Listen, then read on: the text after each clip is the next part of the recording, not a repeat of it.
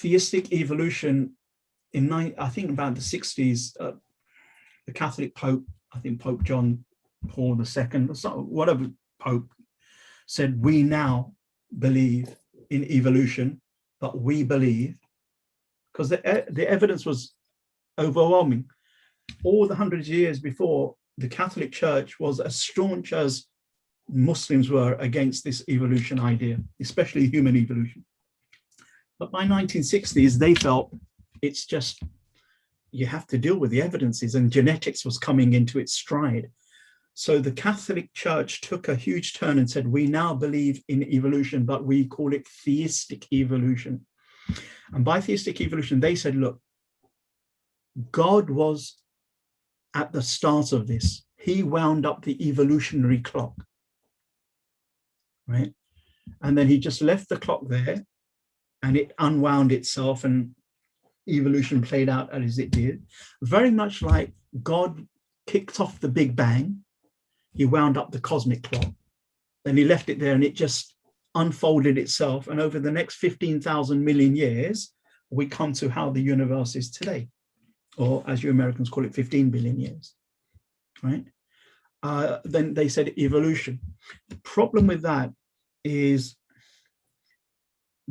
theistic evolution, as the Catholics and many Jews and Christians and some Muslim scientists have ascribed to it, they believe that God had no hand, whereas the Muslim Orthodox belief is there is not a millisecond, a microsecond, a nanosecond, except that Allah is creating, recreating, destroying, actively, and nothing can happen without the creative will of Allah.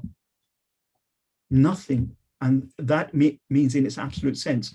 So theistic evolution would be kufr, would be a form of disbelief, because it would be to deny that Allah started it, but actually something happened without Allah. The evolution processes unwound without Allah. They have independent power. We don't believe that. It's actually considered to be disbelief in Islam. And the other thing is, it will be problematic, because then you're saying that Adam came through the evolutionary process. So he did have parents. They may have been proto-human parents, but they were parents nonetheless. But the Quran is clear about non-parents. And then one would imagine that baby Adam, right, comes from these proto-human parents, not quite human, but Adam is the first human being, theistic evolution. Was he speaking articulately? If the answer is no, babies don't speak articulately, well, the Quran is very clear. وَعَلَّمَ آدَمَ الْأَسْمَاءَ كُلَّهَا, and we taught Adam the names of all things. And then we said to the angels, tell us the names. They said they couldn't do it. We said to Adam, oh, Adam, tell them the names. And he told the angels the names of the objects. So Adam alayhi salam was born, it seems like, a fully mature man, but more importantly, articulate and intelligent. Is that what theistic evolution says? No. So we would have a problem with theistic evolution, and we would also say to atheists that evolution doesn't disprove Adam's existence. You may ask why, because we can quite happily say that for some reason Allah put Adam in the mix of these hominids. We could say that, and if we said that, it wouldn't be going against any verse of the Quran or any hadith of Prophet. We couldn't say that as a creed. We can speculate it. That, yeah, well, we have to account for Adam alayhi salam's existence. Obviously, we believe in that. So maybe before him, there were all these hominids.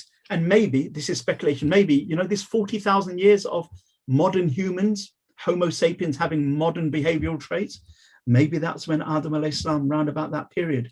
And by the time his family and children and children's children grow, that becomes behavioral modernity. He teaches these sapient beings what it means to be human. It could be. And that wouldn't go against evolutionary teachings, except that it doesn't have any evolutionary proof, nor would it go against any Islamic teachings as a suggestion, as a possibility.